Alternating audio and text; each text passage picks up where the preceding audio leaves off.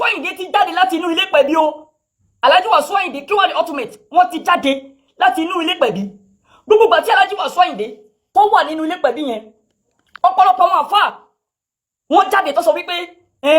Alhaji Wasiu Ayinde o wọn kì í ṣe mùsùlùmí mọ́ o Alhaji Wasiu Ayinde o wọ́n ti kó inú ìsìlámù o. Ọ̀gbẹ́ni ṣé wọn ló wẹ̀bọ́ sí ìsìlámù ni àbí ṣé ó wẹ̀ lọ ti gba ìsìlámù tí wọ́n fi sọ wípé wọn ń ṣe mùsùlùmí mọ́? According to Sharia Islam, mùsùlùmí tó complete ni Alhaji Wasiu Ayinde K1 the ultimate. Mùsùlùmí tó complete ni wọn tí ò ní anything nínú mùsùlùmí wọn ṣe complete. Please don't forget to subscribe, comment, share with your friends to have access to this kind of content that you have here. Don't forget to subscribe. I love and respect you. I'll be right back. Nítorí pé kíni gbogbo tó ṣe nínú ilé pẹ̀bí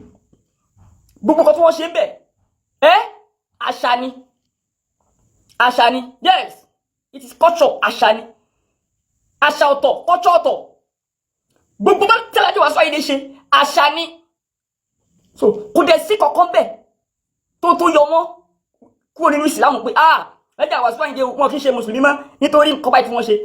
rí fídíò kan tó yọ wọ́n tó lè tó fún evidence fún wa láti fi yọ wọ́n nítorí wọn kì í ṣe mùsùlùmí mọ́. So ìwọ àfáà tó sọ wípé Alhaji Wasiu Ayinde kì í ṣe mùsùlùmí mọ́ kó tó di pé ó yọyàn kúrò nínú mùsùlùmí jọ kọ́kọ́ béèrè lọ́wọ́ rẹ pé èèyàn mélòó ni ìwọ fún rẹ ti wẹ̀ sínú Islam èèyàn mélòó ni ìwọ fún rẹ ti wẹ̀ sínú Islam wẹ̀ ní bọ́dì sínú Islam ẹ ti wá kàkà kẹ́ máa jẹ́rìí ọkọ̀ àwọn èèyàn sínú Islam ẹ ti wá ń lé àwọn èèyàn jìnnà ìwọ àfáà tó jáde ti sọ wípé Alhaji Wasiu Ayinde ó ti di mùsùlùmí nígbà wọn kì í ṣe mùsùlùmí mọ́ yẹn ṣó mọ̀ pé ó lè lé wọn kúrò nínú Islam báyìí àbọ̀mọ̀ nítorí pé tó bá gbọ́rọ̀ yẹn wọ́n lè wò wípé wọ́n kúkú ti sọ wípé mi ò kì í ṣe mùsùlùmí mọ́ so kémi náà fi ẹ̀sìn wọn lẹ̀ fún wọn ṣó ti rí ṣe bí àwọn bàbá wa ṣe jíṣẹ́ nìyẹn ká ní bẹ́ẹ̀ ní àwọn bàbá wa ṣe jíṣẹ́ ni ṣé ìwọ lè rí àwọn ọba kí wọ́n máa kí ìdì odidi àwọn ọba aládé wọn lè má mí sí àwọn ọba wọn kì í mí sí ìdì àwọn àfáà wa àgbààgbà àwọn bàbá yá àtijọ́ wọ́n ṣiṣẹ́ débẹ̀ ni wọ́n mánéjì wọn pẹ̀lú díẹ̀ ọ̀pọ̀lọpọ̀ baálẹ̀ ìlú àwọn baálẹ̀ ìlú ọ̀pọ̀lọpọ̀ wọn ni wọn kì í mí sí ìdì ọ̀pọ̀lọpọ̀ àwọn baálẹ̀ ìlú àwọn ọba aládé wọn mí sí ìdì àwọn bàbá wa yá àtijọ́ wọ́n ṣiṣẹ́ débẹ̀ ni pẹ̀lú farabalẹ̀ ni wọ́n fi jèrè ọgbọ́ pẹ̀lú farabalẹ̀ ni wọ́n fi jèrè ọkọ̀ àwọn èèyàn ọ̀pọ̀lọpọ̀ àwọn ọba àwọn àfáà ló sọ ọmọ wọn lórúkọ ọ̀pọ̀lọpọ̀ àwọn baálẹ̀ àwọn àfáà ló sọ ọmọ lórúkọ wáyé tó fi rí bẹ́ẹ̀ wáyé tó fi dà bẹ́ẹ̀ wọ́n sá pé àwọn àfáà wa gbàgbà wọ́n mánéjì wọn ni tó bá mánéjì wọn báwo ni wọ́n ṣe lè rí wọn wọ̀ débi pé àwọn lọ́wọ́ máa sọ àwọn ọmọ lórúkọ àwọn lọ́wọ́ máa ṣe kíni lọ́wọ́ máa fún wọn ní súná tó fi di pé ọ̀pọ̀lọpọ̀ àwọn ọmọọba wọ́n jẹ́ Làtífù orúkọ mùsùlùmí tó fi wá gbalẹ̀ títí dé generation táwa wá wáyìí instead of táwa náà ká tó máa pèrò sọ́kọ̀ àwọn tí wọ́n lé àwọn èèyàn jáde pẹ̀lú àwọn statement òṣìṣẹ́ tá máa ń sọ wọ́n bàbá àlìkìní kan yẹn ìwọ bá sọ wípé Alhaji Wasiu Ayinde wọn kì í ṣe mùsùlùmí mọ́ o kí wọ́n lọ tún kẹ́límà la ilaha illallah gbà ṣó mọ́ nù wọn ni ṣó ti rí nù wọn ni ẹyẹ yàn ẹ má dá àfọ yẹn lóhùn o àfọ alálímọ̀ ìyá àbí lórúkọ ẹ̀ mo nígbà ìgbórúkọ àfọ yẹn ẹ má dá lóhùn o kótó lòún sọ o ẹ má dá lóhùn o kò gbádùn rárá o òun sọ tiẹ̀ ní o àfọ tó sọ lélẹ̀ mo ń bọ̀ ẹ jẹ́ pí ẹ̀rù yín ẹ má dá lóhùn oníkótókótó ní o oníkótókótó gidi ẹ má dá lóhùn òun lélẹ̀. ó yẹ kẹ́ ẹ sì máa mọ̀ yí pé ó yẹ kẹ́ ẹ tún la ilaha illallah muhammadun rasulullah ó yẹ kẹ́ ẹ tún sọ tàbí kẹ́ ẹ sọ pé ashhadu an la ilaha illallah wa ashhadu anna muhammadan abduhu wa rasuluhu. ó ní kí Alhaji Wasiu Ayinde kí wọ́n tún la ilaha illallah kí wọ́n tún sọ nǹkan tí wèrè sọ nìyẹn o ẹ tún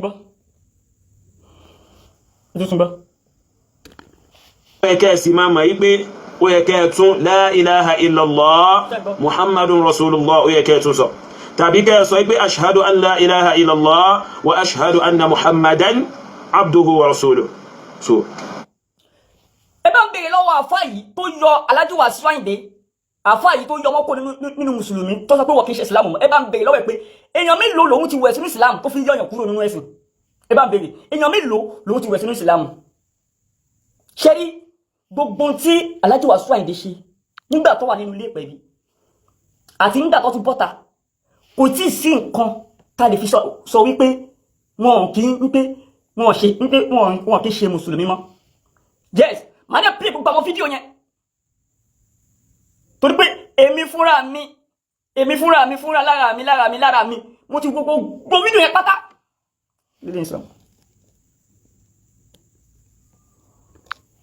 èmi fúnra mi mo ti gbogbo fídíò yẹn from A to Z pátápátá. Yes, mo dẹ̀ rí pé kò sí ibì kan láti lè sọ wípé nítorí eléyìí tí wọ́n ṣe yìí o wọn kì í ṣe mùsùlùmí mọ́, kò sí ẹ̀rí. Alhaji Wasiu Ayinde is still a complete Muslim according to Sharia Islam. Nítorí pé kíni a ní àṣírìkùl asgar àti àṣírìkùl akbar, ẹbọ kékeré àti ẹbọ ńlá.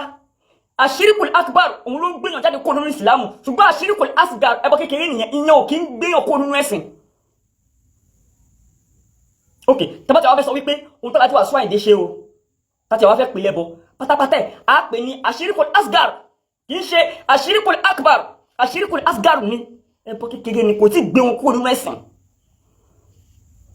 Kí gbé ọkùnrin ẹ̀sìn? Kí ló dé? Àwa sí àmọ́ bá ṣe fẹ́ pè àwọn èèyàn sẹ́sìn pẹ̀lú làákàyè pẹ̀lú ọgbọ́n. Wọ́n látàwọn bàbá wa ṣe àwọn fẹ́ máa ta gbogbo ẹnu, àwọn fẹ́ máa lé àwọn jáde kó nínú ìsìlámù. Láì wèèyàn kọ́kọ́ sínú ẹ̀sìn, wọ́n fẹ́ máa léyàn jáde. Jẹ́ ká bẹ̀rù Ọlọ́run, èèyàn máa mánéjì èèyàn ni. Ó yá, ẹ jẹ́ ká wo fídíò bí wọ́n ṣe jáde láti inú ilé pẹ̀bí, ká kọ́ wo fídíò yẹn. A máa farabalẹ̀ wo fídíò yẹn o tó ti jáde nínú ilé pẹ̀bí àtàwọn fídíò míì náà nígbà tó wà nínú ilé. Ó possible kí n gbé nọ́mbà kalẹ̀, mo lè sọ wípé kẹ́ pè wọlé ìwọ tó bá ní ẹ̀rí ní gbogbo fídíò yẹn pé níbi fídíò yìí o ohun tí wọ́n ṣe ń bẹ̀ o kò dá o lè pè wọlé bá ti gbé nọ́mbà síbẹ̀. Ìwọ tó bá ní ẹ̀rí o lè pè wọlé, o lè pè wọlé. Ibo ni ká ti bẹ̀rẹ̀? Ẹ jẹ́ ká kọ́ bẹ̀rẹ̀ láti ibi tí wọ́n ti gbé wọn jáde ìgbà tí wọ́n jáde náà, ká kọ́ bẹ̀rẹ̀ láti bí. Mo lọ irọ́ o àwọn onígbà o ẹ̀ẹ̀kọ́ ni máa lé àwọn èèyàn gidigidi tó wà ní ẹ̀sìn, ẹ̀ẹ̀kọ́ ni máa lé wọn kó ní ẹ̀sìn ká wá lajú kalẹ̀. Irọ́ tí wọ́n bá ṣe mistake a máa correct ni, kì í ṣe pé bóyá kákọ̀ wá dídé kákọ̀ sọ wípé kákọ̀ jọmọ́ kó nínú ẹ̀sìn just like that. Kákọ̀ wá sọ pé wọn kì í ṣe mùsùlùmí mọ́. Ṣàmù àníyàn wọn ni, ṣáàdé ọkàn wọn ni. Ká ní pé Alhaji Wasiu bá sọ pẹ̀lú ẹnu ara wọn wípé àwọn bìlífù nínú la ilaha illallah Muhammadu Rasulullah sallallahu alaihi wasallam tí wọ́n bá sọ ṣùgbọ́n wọ́n sọ àmọ́nú wọn náà àdénú wọn náà. Ànábì sọ wípé lẹ́sítà aléhìn bí mo sọ ìtìrìn, Ànábì ni ẹ má tọ pípẹ́ ara yín. Ohun tó bá ṣẹlẹ̀ ní gbangba òun la máa fi dájọ́, a lè fi nǹkan tí yàn rò nínú a lè fi dájọ́ torí pé àmọ́nú ẹ̀. Bóyá wọ́n sì ti gbàgbọ́ nínú la ilaha illallah ṣọ́mọ̀, bóyá wọ́n sì ti gbàgbọ́ nínú Muhammadu Rasulullah ṣọ́mọ̀. Wọ́n tó wà fi wá jáde tó wá dìkẹ́ wọn pé wọ́n kìí ṣe mùsùlùmí mọ́. No, don't do that. Tó bá dìkẹ́ wọn bẹ́ẹ̀ yẹn ó fẹ́ lé wọn nìyẹn. Kí ló dé? Mo bọ̀ ó yá jágbé láti orí ilé. Ẹ jẹ́ ká farabalẹ̀ wo ibi tó bá nǹkan tó bá ti ṣe ń bẹ̀ tó bá jẹ́ ṣírìkùl akbar tó jẹ́ ẹbọ ńlá tó gbìyànjú kó nínú ẹ̀sìn yọbẹ̀ jáde máa ní kó pè wọlé. Ó yá bismillah. Mo bọ̀ ó yá jẹ́ ká jọ wò. Ẹ má bínú, inú bí mi ni o, inú bí mi.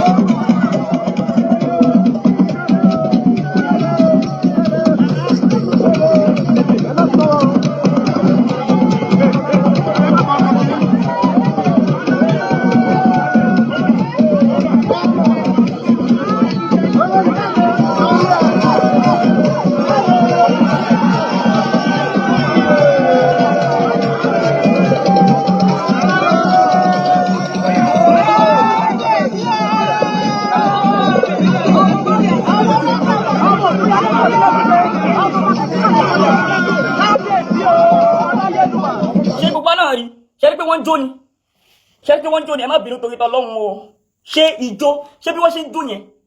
ṣé ijó gbìyàn kó nínú Islam? Mo béèrè kéèyàn jó ṣó gbìyàn kó nínú Islam? Ṣé torí pé èèyàn jó ṣé ijó lè yàn kó nínú Islam? jó tí wọ́n jó ìjó kí ni àṣà. This is what called culture lili.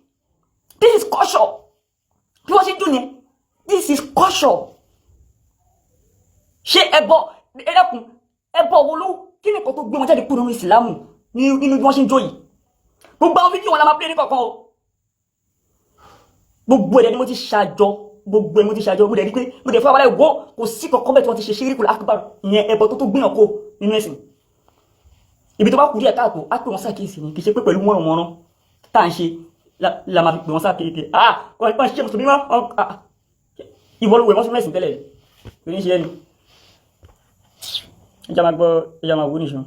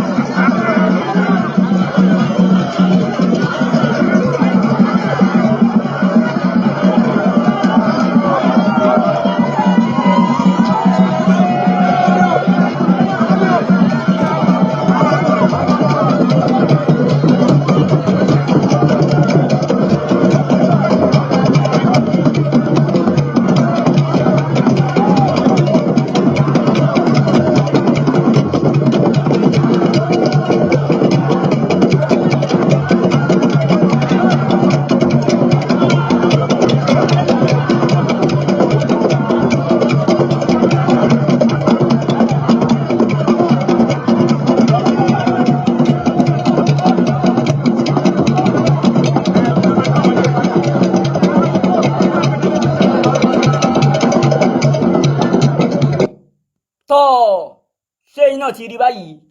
torí Ọlọ́run ẹ má bínú o ẹ jọ̀ọ́ o ibo ni wọ́n ti ṣe ṣíríkùlẹ̀ asgar àbí ṣíríkùlẹ̀ akbar níbẹ̀ ṣé wọ́n pàfọ́ọ̀mù ẹbọ kọ̀ọ̀kan bí báyìí tó jẹ́ ẹbọ ńlá tó lè yọ̀yàn kó nú ẹ̀sìn no wọn pàfọ́ọ̀mù ẹ̀ ọ̀rẹ́ ni wọn pàfọ́ọ̀mù ẹ̀ náà a gbọ́dọ̀ gbogbo nǹkan tí a ṣe yìí a gbọ́dọ̀ ṣe a gbọ́dọ̀ má ṣe nítorí pé kíni èmi mo tún là mọ́lẹ̀ pé sẹ́ẹ̀ gbogbo àwọn kíní iṣẹ́ mi ò tí ì di ṣíríkùlẹ̀ akbar ń bẹ tó lè tó gbìyànjú kó nú ẹ̀sìn tálàjì wà sọ́yìn ṣe ó yá ibi tó ẹwọ bó ṣe ń jó ń bí mò ń bọ̀ náà ṣé ìdè máa ṣó dáadáa ní bàbá ẹ̀ máa ṣó dáadáa ẹwọ bí wọ́n ṣe ń jó yẹn ẹ máa rí pé ìjọ àṣà ni kì í ṣe pé bóyá wọ́n fi ń ṣe ìjọ àṣà ni ẹ máa wò ẹ máa wò. àbí wọ́n ń bí ẹ̀sìn ẹlẹ́kọ̀ọ̀kan bó ṣe tó bẹ̀yẹ̀.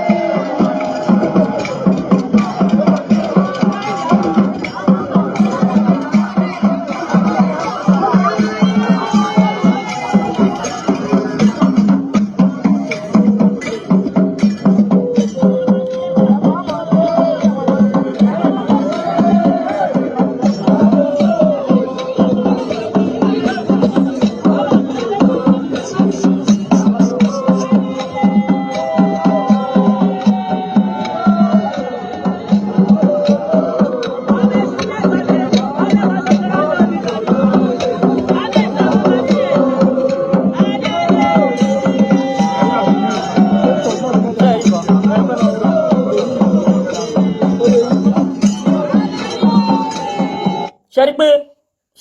ṣe gbogbo wa rí bí wọ́n ṣe ń jó yẹn ẹ máa rí pé ijó àṣà ni wọ́n ń jó yẹn ṣe rí pé ijó àṣà ni àbí ṣé nǹkan ilé tí wọ́n ṣe iṣó tó gbé wọn kó nínú Islam ṣó tó gbé wọn jáde ṣé ṣíríkùl akbaru ni máa wọ ní ìṣó.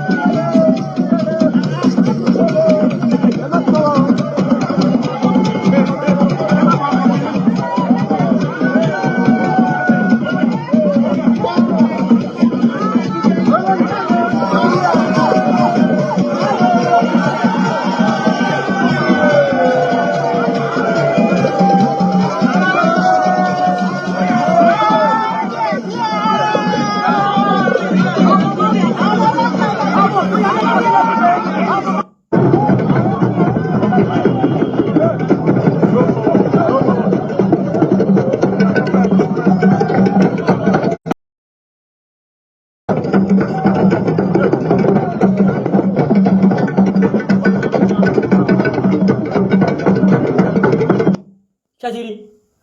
gbogbo nǹkan tó ṣẹlẹ̀ níbí báyìí náà ń sìn gbogbo nǹkan tó ṣẹlẹ̀ níbi gbogbo fídíò táwọn yìí ń sìn kò tí ì sí ṣíríkùl akbar ń bẹ̀ o tó lè gbé ìjáde kó nú ẹ̀sìn o àbí ṣé wọ́n rí rí tí wọ́n bá rí kó sọ máa gbé nọ́mbà síbẹ̀ kẹ́ pé wọlé ẹ jẹ́ ká tún wò ẹ jẹ́ ká wá lọ wo ìgbà tó wà nínú ilé ká lọ wo nǹkan tó wà ìgbà tó wà nínú ilé torí pé nǹkan tá a bá rí la máa fi dájọ́ a lè fi nǹkan tá a rí dájọ́ o ohun tí a bá rí la máa fi kí ni òun la fi ṣe kí ni òun la fi dájọ́ ẹ wo nígbà tí àwọn ọba tí wọ́n wọlé tọ̀ Alhaji Wasiu Ayinde lọ kí ni wọ́n ṣe tó burú níbẹ̀ kájọ wo kí nǹkan tí wọ́n ṣe ṣó tó gbé wọn kú nú ẹ̀sìn.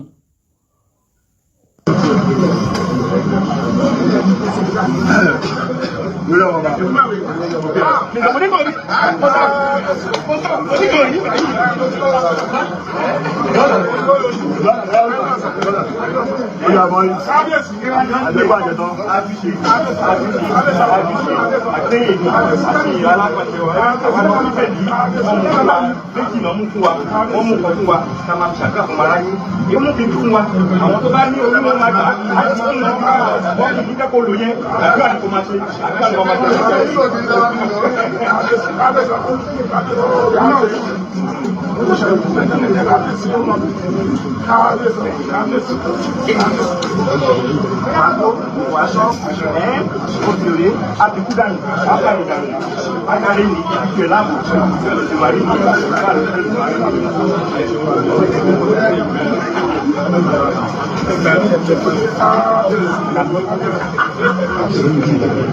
Àlàtò àdúrà ti fún ẹ lórí ọ̀rọ̀ bá gbogbo ti parí rí. Tọ́ ṣé gbogbo wa ṣayé àbáàrí ṣé gbogbo wa rí àbáàrí ẹjọ́ ẹ má bínú torí tọ́lọ́run o ibo ń bẹ̀ ibo níbẹ̀ gangan wọ́n ti ṣe ṣíríkùl akbar tó jẹ́ ẹbọ ńlá tó lè gbìyàn kúrò nínú ẹ̀sìn kí ni wọ́n ṣe ń bẹ̀ ṣé wọ́n sọ wípé àwọn onígbàgbọ́ mọ́ nínú la ilaha illallah ṣé wọ́n sọ wípé àwọn onígbàgbọ́ mọ́ nínú Muhammadu Rasulullah àbí ṣé wọ́n dìklẹ̀ pé àwọn kì í ṣe mùsùlùmí mọ́ ó yá ìyá tó wo fídíò mi tàbá wo gbogbo nǹkan tó kó sí wọn níwájú gbogbo nǹkan tó wà níwájú wọn pátápátá gbogbo ẹ̀ pátápátá tó wà níwájú wọn yẹn kò ń ṣe bọ́ o nǹkan tó wà níwájú wọn kì í ṣe bọ́ o kí ló wà ń bẹ̀ orógbó iyọ̀ oyin àtàwọn nǹkan mí bẹ́ẹ̀ ṣé orógbó lè gbìyàn kó nú ẹ̀sìn àbí ṣé iyọ̀ lè gbìyàn kó nú ẹ̀sìn Olórí ọmọ ọba ní. ṣé iyọ̀ ṣé iyọ̀ lè gbìyàn jáde kó nú ẹ̀sìn gbogbo nǹkan tó wà níwájú Alhaji Wasiu Ayinde pátápátá iyọ̀ orógbó oyin epo àti owó tó fi sínú gbá ń bẹ̀ àti kí ni owó tó fi sí nínú gbá tó fi sí inú gbá ń bẹ̀ wo dáadáa sórí kò sí kankan tó ti rí àwọn nǹkan tó wà ń bẹ̀ nìyẹn iyọ̀ epo oyin àbí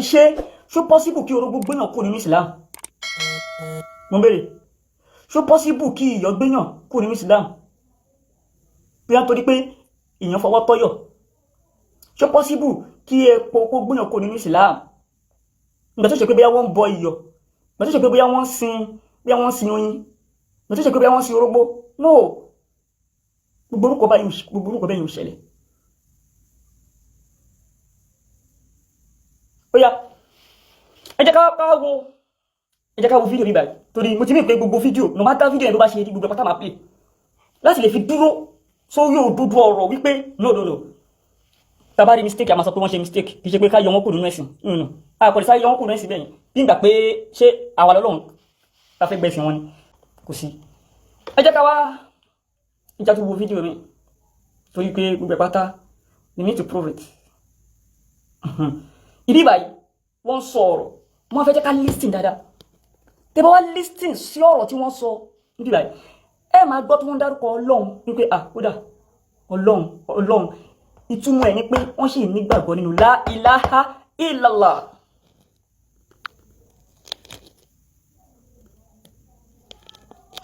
ìwọ tó ní yèyé olómi tútù yẹn lágbára Ọlọ́run gbogbo àwọn ọmọdọ́mọ ẹ lọ máa kú wo ó ti ẹ̀ ní ìdíwèrè láwọn ilé ìjàre àwọn tó gbádùn tó sick ó ti blọ́ọ̀kì wèrè dànù ó yá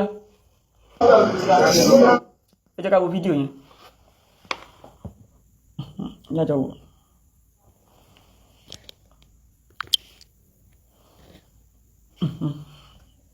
Mo ń bọ̀.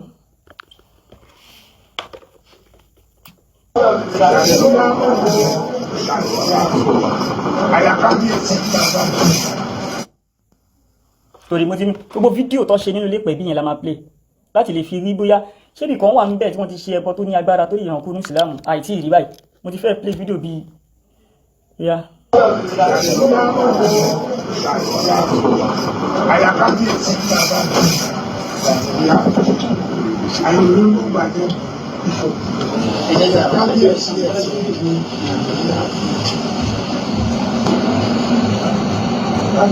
Ìwọ tó bá rí tó bá wò pé Yahya Gambari bí a mo dá irùngbọ̀n mi nípe mo dá irùngbọ̀n mi ṣe orí kíyàn dá irùngbọ̀n súnú ànábì ni sallallahu alaihi wasallam lọ bèrè dáadáa ṣùgbọ́n súnú ànábì ni àwọn tó wọ́n jẹ́ àfáà àgbààgbà súnà wọ́n dá irùngbọ̀n dáadáa bọ́ọ̀ bàbá wa kí gbogbo wọ́n máa ń dá irùngbọ̀n Ustaz Kamal Àjàlá wọ́n máa ń dá irùngbọ̀n àwọn àfáà àgbààgbà pọ̀ tó jẹ́ àwọn àfáà àgbààgbà súnà tí wọ́n dá irùngbọ̀n confam kíyàn dá irùngbọ̀n kì í ṣe haram black lànábì ni haram black ni ò dá o black ni ò dá ṣùgbọ́n any color mi súnà ànábì ni so tó o bá mọ̀ nǹkan béèrè bí ẹgbẹ́ wa kọ́ sáré máa dájọ́ lọ́wọ́ rẹ̀ ẹni tí tó o bá mọ̀ nǹkan béèrè kọ́kọ́ béèrè náà tó bá mọ̀ pé o 8 èèyàn tó bá mọ̀ pé ọmọ tó ń sọ̀rọ̀ yìí o 8 mi wá kúrò lórí péjì mi ni kò ní di pé òun tún ń dààmú rẹ̀ kò ní di pé òun fún ẹ ní high blood pressure torí bó ṣe ń wò mí bí ló ṣe ń bí ẹ yẹn wà ó kọ̀ lè parẹ́ nítorí pé 2 hours mo lè má kúrò ń bí èmi á máa sọ̀rọ̀ lọ́tẹ̀ mi yìí máa sọ̀rọ̀ lọ ìwọ ló máa sún so wà á kọ́ ara sá kúrò so that òfin ní high blood pressure tó gbọ́ ìdílé tó ń bí ẹ ló máa pẹ́ wàhálà tiẹ̀ nìyẹn. This is Oodua TV Watch. Don't forget to subscribe, comment your opinion, like, comment and share so that other people can get access to what you enjoy on our channel. Thank you. We love you.